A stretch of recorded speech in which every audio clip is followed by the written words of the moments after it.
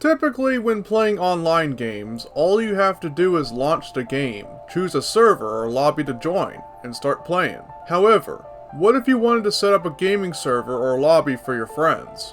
If you clicked on this video looking for ways to play your vintage multiplayer games, you've come to the right place, because I've been trying out many approaches for many years. In this video, I'll talk about exactly that. First and foremost, I want to tell the story that led me into making this video. I had cable internet for many years up until now. On average, I would get around 100 megabits per second download speed. But the upload speed was what's holding me back for specific tasks, such as live streaming. I would average approximately 8 megabits per second, which is a bit high for an activity that includes uploading a high quality stream on the fly. It would lag others in my own household. That was until June 10th when we switched providers. Not only did it provide fiber optics, which is faster than cable, but it was also less expensive.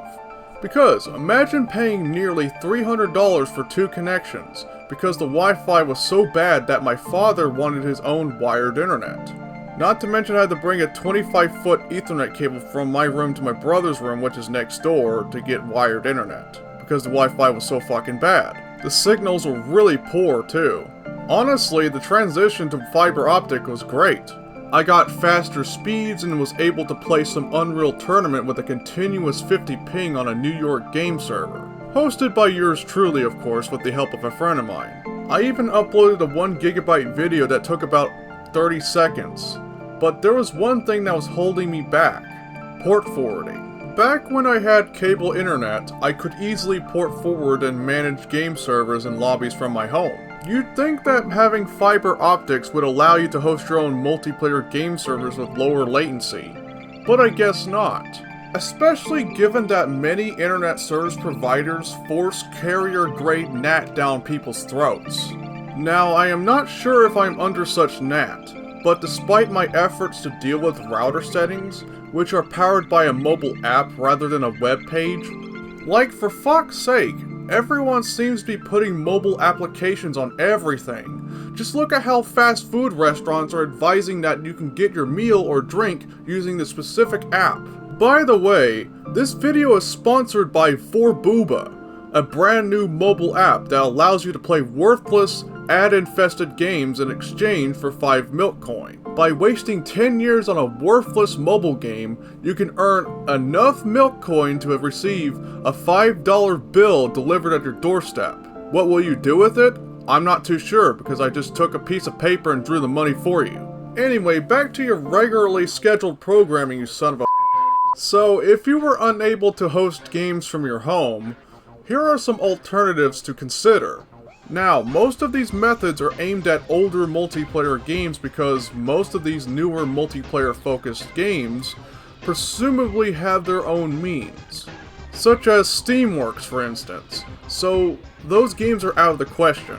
Renting a virtual private server, otherwise known as VPS, is the first thing to look forward to, as it enables you to remote into a virtual machine using the SSH protocol. I personally use PuTTY for this purpose. This is generally how I was able to set up my own dedicated servers for games like Unreal Tournament and Quake. However, keep in mind that because it is subscription based, you will need a credit card. DigitalOcean is a VPS service I recommend. I originally learned about it from a friend who used it to run a Quake World server that my friend group and I frequently use. Now, another thing to keep in mind is that renting a Linux VPS is less expensive. So, unless you're familiar with how Linux works, or are ready to put in the time and effort to learn how to use it, you may end up paying more for a Windows-based VPS. This reminds me, it is worth noting that if the game you are wishing to run a server on does not have a Linux server binary, you are kind of shit out of luck. Unless you are willing to spend some extra money for Windows VPS. Another thing is that renting a VPS will not fix the problem for certain games that do not require a dedicated server. This brings me to these two different approaches.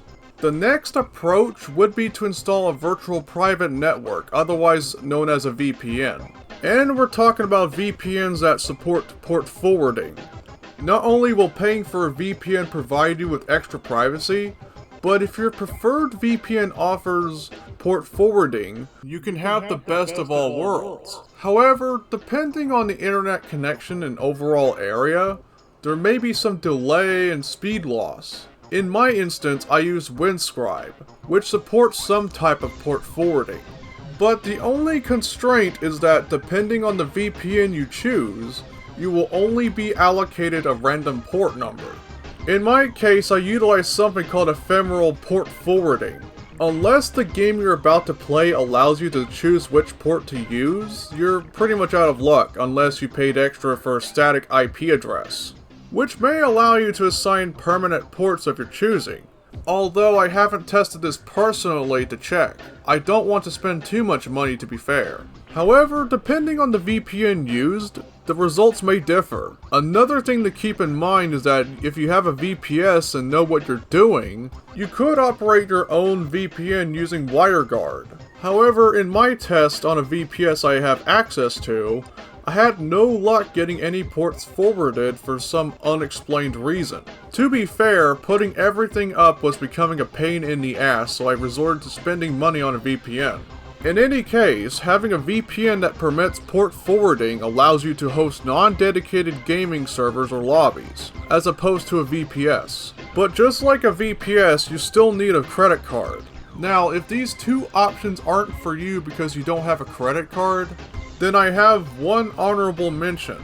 Here is Playit.gg, which is similar to having a VPN with port forwarding, except that it allows you to build a dedicated server by redirecting a local port to a public domain. However, I don't believe this would work with non-dedicated lobbies for some games. For example, I attempted to utilize this to host a game of Marathon but was unsuccessful.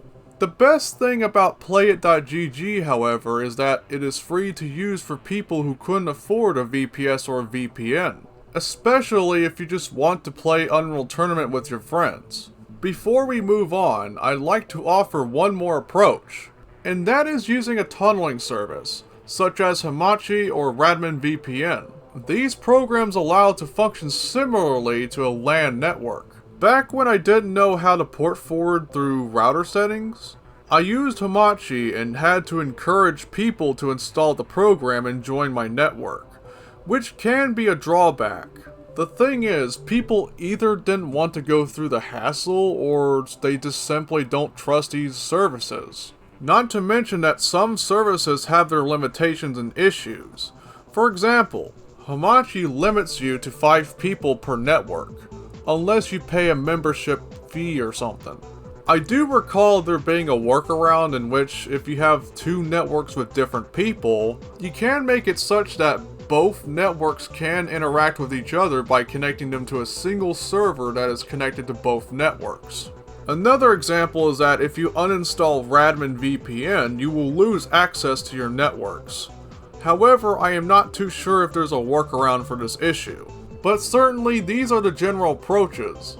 But if you were searching for a multiplayer gaming service that allows you to play games a bit more easily without having to go through these networking hoops, I would like to talk to you about network guiders. At the end of the day, it is up to you whether or not to refer to these services as a multiplayer gaming service or a network guider. But I choose to refer to them as network guiders because I am probably accustomed to doing so. If you want to play MS-DOS multiplayer games, Classic Gaming Arena is the first service I would suggest. It's a multiplayer service that CodeJunkie created and worked on since the early 2000s. Originally a web-based portal turned to desktop-based multiplayer launcher, allowing users to effortlessly set up multiplayer sessions for numerous DOS games using DOSBox staging. In addition, Classic Gaming Arena provides simpler add-on support, saving you and others the trouble of ensuring that each user has the add-on installed correctly. The DOSBox Deathmatch Club Discord community is the primary user base for this service, because we host events every Friday and Saturday. Therefore, this one should be for you if you enjoy playing multiplayer games like Doom 2, Duke Nukem 3D, and Descent. However, if you would prefer to use a source port instead of an emulator to play the original game, I would suggest looking into NukeMnet, which was created by AA Blue Dragon, who had previously maintained DukeConnector, another network guider. This service supports compatibility for other games running under DOSBox or supported source ports, although it is primarily focused on playing multiplayer build engine games like Duke Nukem 3D and Blood. Every now and then I would go to NukeMnet and play a few Blood multiplayer matches or perhaps a DOS game over null modem. NukeMnet does, however, provide remedies such as using a relay server or stun if port forwarding is not possible. I suggest joining the Classic Gaming Arena and NukeMnet Discord servers and perhaps playing a game or two if you want to support both of them. I would like to include a few other services and approaches, but these are the two that I utilize on a regular basis. I do suggest using either GameRanger or IPX Wrapper if you wish to play a specific game that utilizes the defunct Direct Play technology. GameRanger is a long-running multiplayer service, was first developed for the Apple Macintosh platform, although it made its way into Windows later on. I do have my fair share of experience using GameRanger, whether it be playing Revolt or Age of Empires. Although the majority of people I've seen are mostly playing Age of Empires. However, you can check out a list of supported games and give it a try.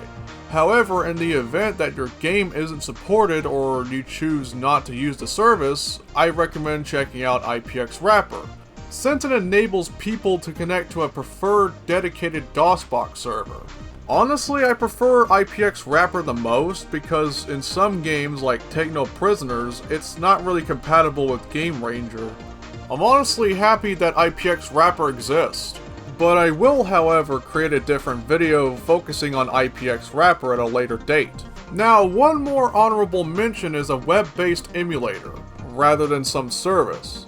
This is Infinite Mac, a Macintosh emulator that can emulate both a 68K and a PowerPC Macintosh.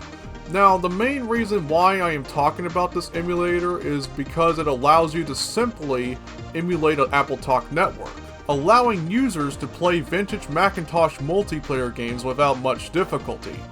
It is honestly wonderful to see, even though I haven't tested it out yet. But anyway, that about wraps up this video. If port forwarding is not an option for you, there are still other ways to play multiplayer games with other people. Though, if there are other services that I missed, please drop a comment in the comment section down below. Anyway, thank you all for watching and peace out.